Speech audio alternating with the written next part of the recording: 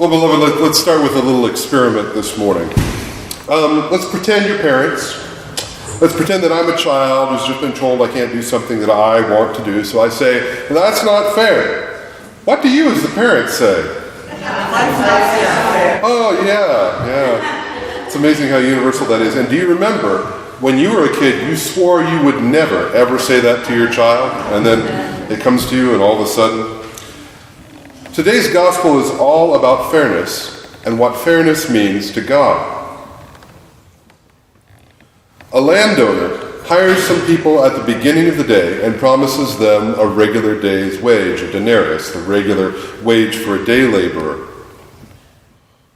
And then he goes back again and again, at 9 o'clock in the morning, at noon, at 3 o'clock, and at 5 o'clock, which, you'd stop working right around 7 o'clock. So literally 2 hours before work stops.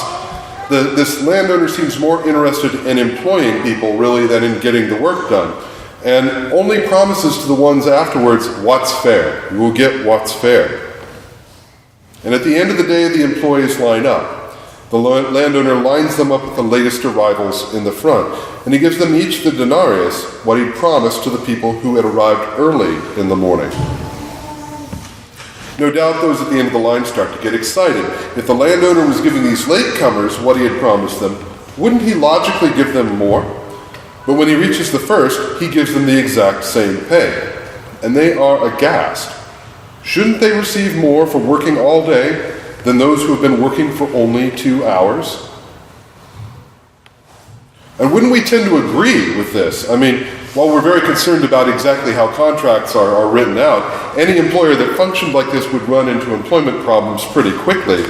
If we were to take this as an example of employment practices, you would expect that the next day no one would be interested in working for the landowner until 5 o'clock in the afternoon.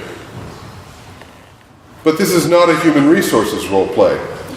This is a parable.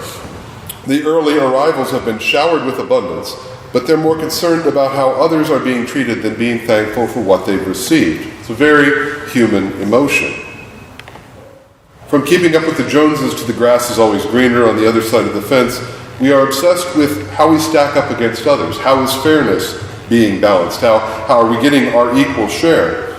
We want to be rewarded for the work that we have done. But what's claimed in the gospel today is pretty radical.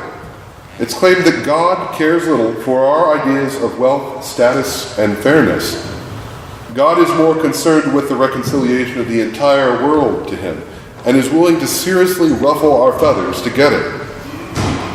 The ones who seem by our standards to barely deserve love get it from God the same way as the ones that we think are deserving. And that fights against our sense of judgment. And that sense of judgment is an innate part of who we are as being made in the image of a just God. But the fact that we're made in the image of God doesn't mean that we see things like God, either in others or in ourselves. Would we really want a God who is fair in the terms that we as humans articulate? Would we want a God who plays by our ideals of an eye for an eye, the ideal of let the punishment fit the crime? When even the most moral of us really want to be fully accountable for the things that we have done wrong against God and our neighbor. If you remember the story of the woman caught in adultery, who is about to be stoned by the crowd, Jesus bends down and starts writing in the dust in front of those that are insisted that the woman needs to die for her sins. Most commentators believe that he's actually writing out their secret sins in the dust before them. And he then says, "Let he who is without sin cast the first stone." After seeing their sins laid out before them, no one's able to lift a hand. When we as humans say we want what's fair, quite often what we mean is that we desire mercy and forgiveness for ourselves, but want others to be judged to a higher standard. We will all be tempted to move to judgment of others, and we will all succumb to that temptation sometimes. It's part of our human nature. But the good news that we get from the parable is that even as God rewards those who come at the end of the workday, he forgives us our pride for presuming to judge that we deserve more. In the parable, the owner of the vineyard doesn't punish the workers for their prideful words. He simply corrects the fault and reminds them that they have received amply from his great abundance. We all fall short sometimes, and we all depend on God's mercy and grace to make up for it.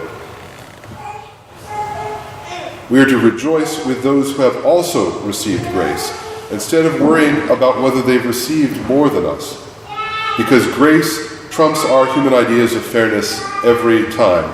Thanks be to God. Amen.